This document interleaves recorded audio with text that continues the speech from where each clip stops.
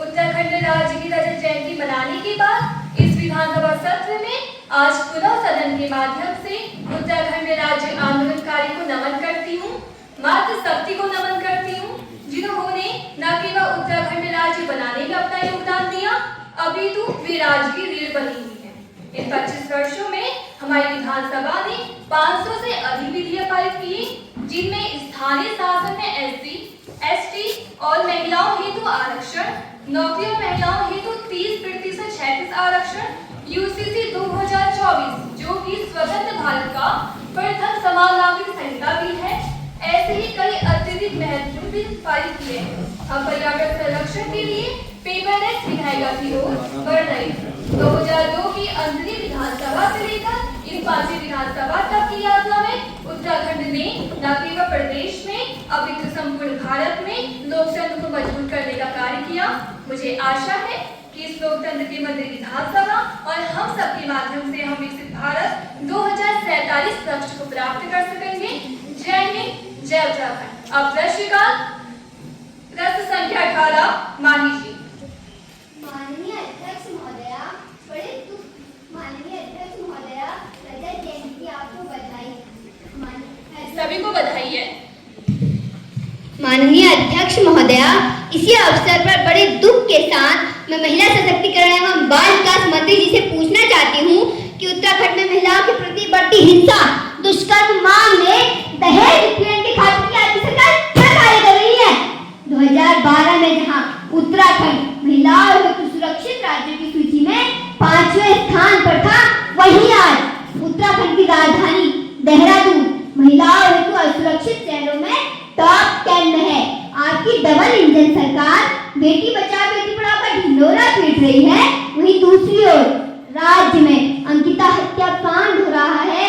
नन्ही कली के आरोप से खुलेआम घूम रहे हैं। उधम सिंह नगर में ड्यूटी कर घर लौट रही नर्स के साथ बलात्कार होता है और फिर हत्या। जसपुर में एक और निर्भया बनी मंदिर से लौट रही छोटी सी बच्ची के साथ दुष्कर्म किया गया, उसका शव जीर्ण हालत में खेतों में मिला और सरकार धूमधाम से रजत जयंती मना रही है। ये सब इस सरकार के राज में हो रहा है। उत्तराखंड की जनता को इस सरकार से मुक्त कराना है। आज नेगी दा के गीत की कुछ पंक्तियां इनके कुशासन से मुक्ति के लिए सही बैठती हैं। उठा जागा उत्तराखंड सौ उठानो बखत हैगे, माँ बहनों की बेइज्जतियों को गल चुकानो बखत हैगे। अब बखत आ गया है कि इस महिला विरोधी पार्टी को उत्तराखंड की सत्ता से हटाया जाए।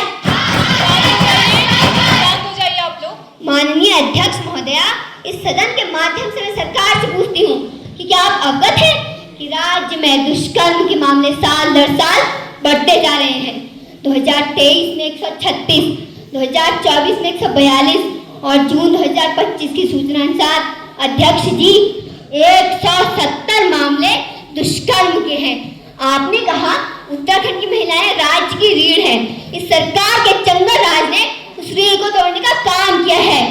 हमारे वहाँ कहावत छू जैत पाप उई छाप। पूरा सदन जानता है कि कितने महिला हिंसा मामले में इनकी पार्टी के नेताओं के नाम आए हैं। अपनी जुबान पर लगाम दीजिए। बैठ जाइए आप लोग, प्रश्न पर आइए आप अपने। पानी लाकर मारबेर पानी द्वि निहुन, आपके नाम मानने से सच बदल नहीं जाएगा। माननीय अध्यक्ष महोदया, मेरा प्रश्न मंत्री जी से ये है कि राज्य में महिला सुरक्षा हेतु आपकी सरकार क्या कार्य कर रही है? कौन सी योजनाएं चलाई जा रही है अपराधों को रोकने के लिए? विशाखा समिति किन किन विभागों में बन चुकी है और अगर नहीं बनी है तो वहां बनाने के लिए आपकी सरकार क्या कार्य कर रही है? महिला सशक्तिकरण एवं बाल विकास मंत्री जी। माननीय अध्यक्ष महोदया, विपक्ष जब तक माफी नहीं मांगती हमारे लिए जवाब देना संभव नहीं है। बिना साबित हुए आरोप लगाया जा रहा है। सदन की कार्यवाही को अदालत से मुक्त रखा गया है तो इसका यह मतलब नहीं कि सदन की मर्यादाओं को तार कर दिया जाएगा। ये कोई गली मोहल्ले की बैठक है क्या कि इस प्रकार के शब्दों का प्रयोग किया जा रहा है? राज्य को बने 25 साल हो चुके हैं। क्या उन 25 सालों में हमेशा हमारी सरकार सत्ता में रही है? अरे इनके समय में महिलाओं की क्या दुर्गति राज्य में हुई वो जनता से छिपी नहीं है। देखो पल पल को लीजिए जाला। आप कहते हैं जब उत्तराखंड के सारे विकास कार्य पूरे 25 वर्ष आपकी सरकार ने किए हैं तो इसके प्रश्न का ही तो जवाब दे रहे हैं ना वो, तो सुन लीजिए उनका जवाब। माननीय अध्यक्ष महोदया, हमने समान नागरिक संहिता 2024 लागू करके महिलाओं के प्रति हो रही हिंसा को रोकने का कदम उठाया है। यूसीसी के अंतर्गत लिव इन रिलेशनशिप में रह रहे जोड़ों को अपना पंजीकरण करना भी अनिवार्य है। इसकी सूचना संबंधित जोड़े के माता पिता के साथ साझा की जाएगी। इससे महिलाओं पर होने वाले धोखाधड़ी, उत्पीड़न, हिंसा पर रोक लगेगी। अध्यक्ष महोदया, विपक्ष ने इस गंभीर घटना को एक संकीर्ण मुद्दे में परिवर्तित किया है। हमारी बेटी के साथ हुए अत्याचार को एक तुच्छ राजनीतिक हथियार बनाने का प्रयास किया है। ये तो बहुत ही शर्म की बात है। इस मामले में 3 अपराधियों को सजा भी सुना दी गई है। हत्याकांड में आपकी मंशा से सब परिचित हैं। हम सड़कों पर उतरे, जनता के दबाव के कारण ये मामला सीबीआई में गया है। अन्यथा आपकी सरकार तो इस मामले को भी दबा देती। अरे आपकी सरकार तो इस मामले में सीबीआई जांच कराने तक तैयार नहीं थी। पता नहीं किस चहीते को बचाने का प्रयास किया जा रहा था। शांत हो जाइए, बैठ जाइए आप। नन्ही गली केस में सरकार ने सुप्रीम कोर्ट के फैसले पर रिव्यू पिटीशन डालने का निर्णय लिया है। महोदया, गौरव शक्ति योजना हमारी सरकार द्वारा चलाई जा रही है। इस योजना के अंतर्गत गौरव शक्ति ऐप लॉन्च किया गया, जिसमें सीधा शिकायत की जा सकती है। विद्यालयों, उच्च शिक्षण संस्थाओं में इस ऐप और हेल्पलाइन नंबर 1090-112 की जानकारी दी जा रही है। सरकार ने श्रम कानून में बदलाव किए हैं, जिससे महिलाओं की सुरक्षा एवं सशक्तिकरण दोनों का प्रयास किया जा रहा है। नवंबर 2025 से दुकानों, मॉल, वाणिज्यिक प्रतिष्ठानों में महिलाओं की रात्रि ड्यूटी से पूर्व लिखित में उनका अनुमति पत्र प्राप्त करना होगा। किसी महिला की रात्रि अकेले ड्यूटी नहीं लगाई जाएगी। सीसीटीवी कैमरा लगाए जाएंगे प्रतिष्ठानों में। यौन उत्पीड़न रोकथाम नीति सभी द्वारा बनाई गई है। प्रयासरत है महोदया, अन्य विभागों में भी यौन उत्पीड़न निवारण समिति का गठन किया गया है। शिवांगी जी। महोदया, मेरा प्रश्न मंत्री जी से यह है कि निर्भया फंड का कितना प्रतिशत सरकार द्वारा खर्च कर लिया गया है और किन किन कार्यों में खर्च किया जा रहा है? निर्भया योजना स्कीम सरकार द्वारा चलाई जा रही है। महिलाओं के ऊपर होने वाले अपराधों को रोकने के लिए निर्भया फंड को बढ़ाने की मांग सरकार द्वारा केंद्र से की जा रही है। प्राप्त फंड को महिलाओं हेतु हॉस्टल बनाने, सीसीटीवी कैमरा लगाने में किया जा रहा है। बागेश्वर, अल्मोड़ा, नैनीताल, उधम सिंह नगर जिलों में बालिकाओं के लिए आत्मरक्षा प्रशिक्षण इसी फंड की धनराशि के माध्यम से दिया जा रहा है। बागेश्वर द्वारा निर्भया फंड की प्राप्त पूरी धनराशि खर्ची गई है। जिलों के संबंध में बताइए नेताजी। अब सभी अन्य 13 जिलों में सभी विधायक तो हमारे हैं नहीं, विधायक इसमें आपके भी हैं, तो वो क्यों नहीं इस धनराशि को खर्च कर पा रहे हैं? पैसा तो सरकार दे ही रही है सभी को। प्रश्न संख्या 19, रीमा जी। माननीय अध्यक्ष जी, क्या जल मंत्री अवगत है कि उत्तराखंड की जनता पीने के पानी की समस्या से जूझ रही है? सरकार की लचर नीतियों के कारण एक और प्लान रुक नहीं रहा है। रोजगार तो दे नहीं पाई सरकार, अब बुनियादी जरूरत पानी तक के लिए जनता तरस रही है। विधानसभा चुनाव से पूर्व नैनीताल विधानसभा बेतालघाट क्षेत्र में पंचायत चुनी की जनता ने तथा ऐसे ही कई अन्य क्षेत्र की जनता ने पीने के पानी की समस्या के कारण चुनाव बहिष्कार तक की घोषणा की और तब चुनाव प्रत्याशी से लेकर अधिकारियों ने वहां जाकर जनता को हर घर नल पानी छल का वादा किया और फिर नतीजों के बाद ग्रामीण क्षेत्र की जनता पानी की बूंद-बूंद के लिए मुहताज है। इस स्थिति को देखकर गिरधा की पंक्तियां याद आती है। पानी भी जमीन प्यासी, खेतों में भूख उदासी, यह उलट बाजियां नहीं कबीरा, खालिद खेल सियासी। महोदया, इस सदन के माध्यम से मैं मंत्री जी से प्रश्न पूछना चाहती हूँ कि कौन सी योजनाएं सरकार द्वारा जनता को पीने का पानी उपलब्ध कराने के लिए चलाई जा रही है? चलाई गई योजना से कितने गांव क्षेत्र लाभान्वित हुए हैं? पीने के पानी की समस्या से निपटने के लिए क्या कार्य योजना सरकार के पास है? सदन को उससे अवगत कराएं। जल मंत्री जी। माननीय अध्यक्ष महोदया, विपक्ष ने पूरे जोर शोर से यह प्रश्न तो पूछ लिया, पर इसका उत्तर और जल संबंधी मामलों में सरकार की प्रगति को ये पचा नहीं पाएंगे। महोदया, 2019 में जहां 1.5 लाख परिवारों मतलब उत्तराखंड के केवल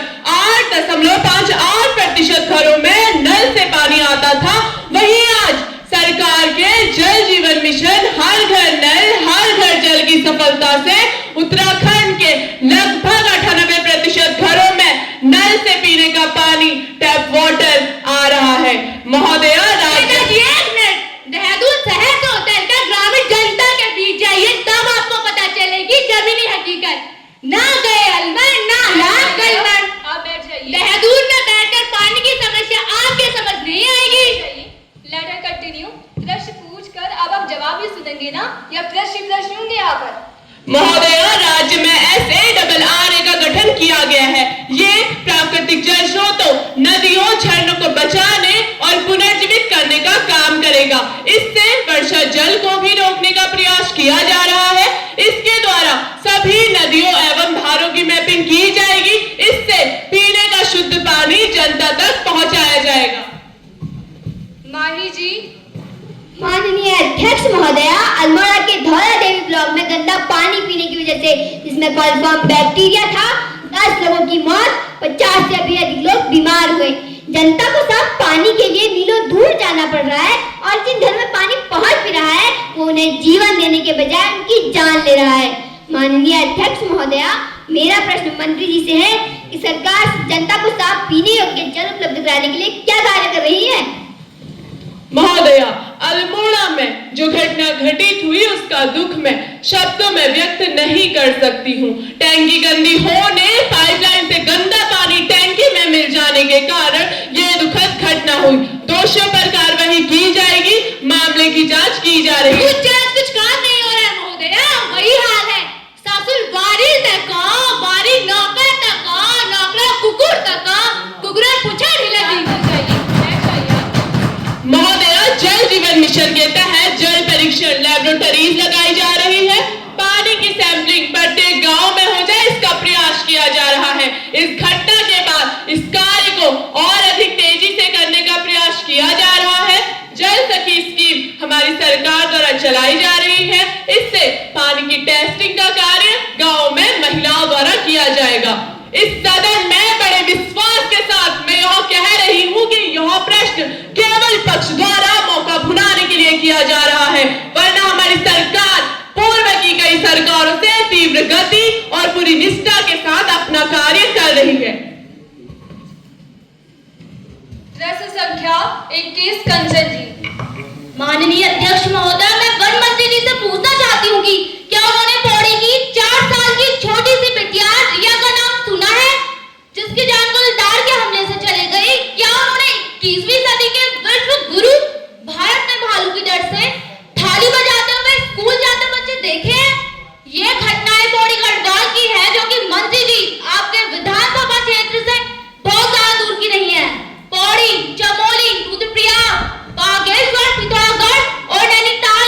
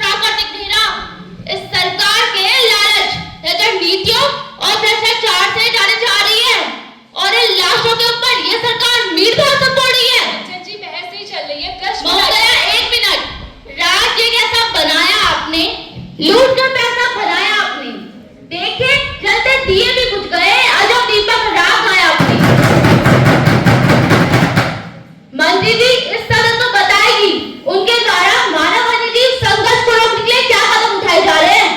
वन्यजीव हमलों से आतंकी क्षेत्र में तो सरकार ज्यादा हदगारी कर रही है।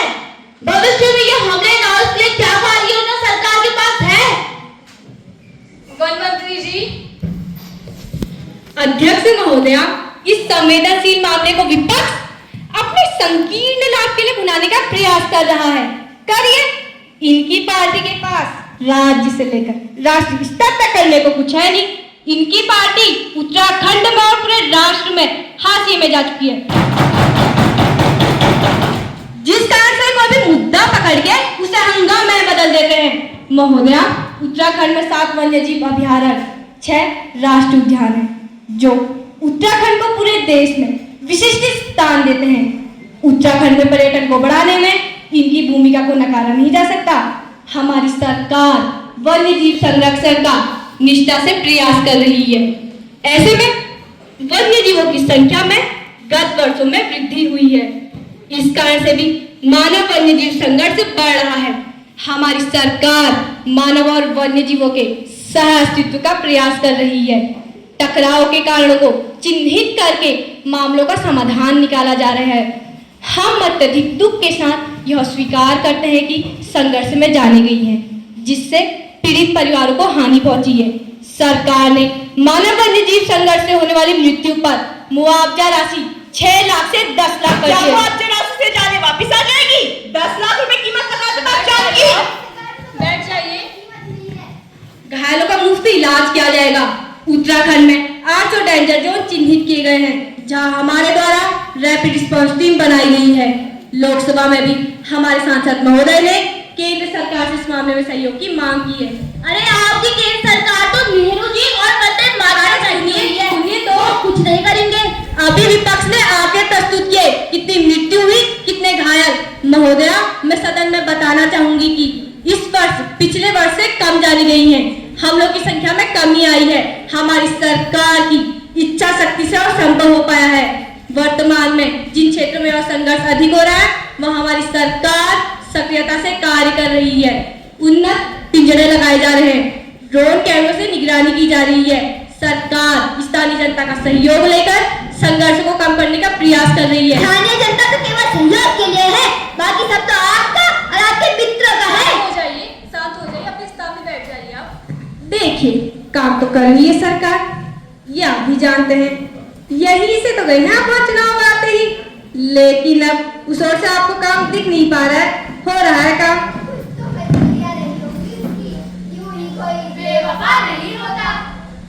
प्रश्न संख्या 22 शिवांगी जी। हर युग में किसी अर्जुन को श्रेष्ठ साबित करने के लिए, पद दिलाने के लिए एकलव्य का अंगूठा काटा गया है। लेकिन अब द्रोणाचार्यों ने, सरकारों ने अपने चहेतों को पद दिलाने का, नौकरियां दिलाने का ये दूसरा तरीका अपनाया है। Even today's era, eklavya's have to give up their dreams, their opportunities, even their lives. But this time, it's due to collision between this government and fraudsters, corruptions, biased schemes, paper leaks, mishandling of laws by modern days Dronacharyas and our rulers. Without government support, I don't think any outsider can leak papers. Any outsider can reach paper centers. How is it possible for someone without inside support? अब paper centre में घुसकर अभ्यर्थी नकल में सम्मिलित है, तो इसमें सरकार क्या करे? तू इधर उधर की ना बात कर, ये बता कि काफिला क्यों लुटा? मुझे रहजनों से गिरानी तेरी रहबरी का सवाल है। महोदया, वे दिन दूर नहीं जब उत्तराखंड को देवभूमि नाम से कम और घोटाला प्रदेश नाम से जाना जाएगा। देवभूमि शब्द का अपमान किया जा रहा है। महोदया, देवभूमि शब्द का अपमान किया जा रहा है। इनसे कहिए अपने शब्द वापस ले। शांत हो जाइए, सदन की मर्यादा को बनाए रखें। आप भी शब्दों पर ध्यान दीजिए अपने। गत 5-6 वर्षों में सरकार के संरक्षण में जो ये भर्ती घोटाले हो रहे हैं, ये पूरे देश में चर्चा का विषय बना हुआ है। 2020 फॉरेस्ट गार्ड भर्ती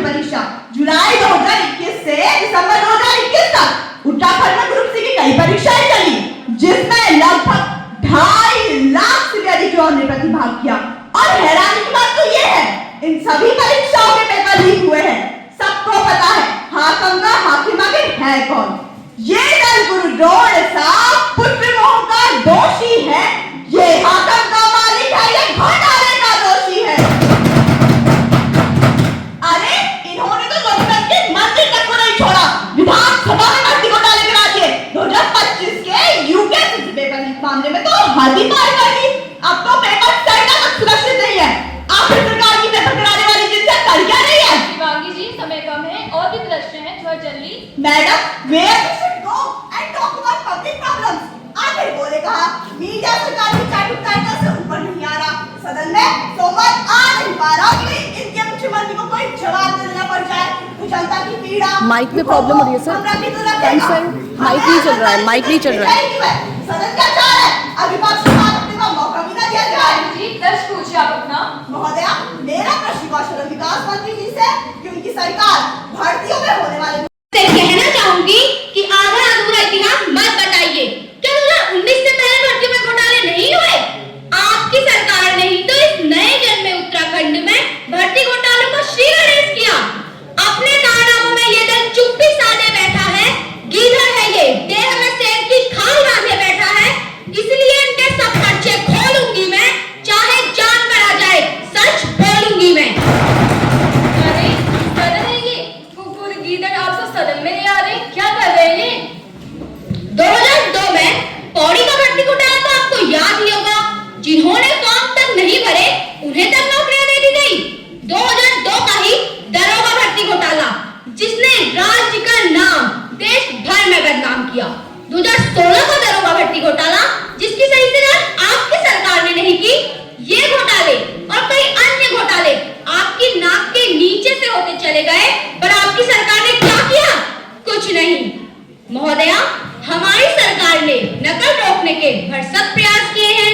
यहाँ तक कि पिछली सरकार के नकल घोटालों को भी हमने ही उजागर किया है। जिस विधानसभा भर्ती घोटाले की बात आप कर रही थी, शायद आप भूल गई, उनमें अधिकतर भर्तियां आपके ही काल की हैं। अपने गिरे बाँ में झांका करो कभी कभी, अपने गिरे बाँ में झांका करो कभी कभी, दूसरों पर यूं गर्द झाड़ देना आशा बहुत होता है। महोदया, हमने प्रत्येक भर्ती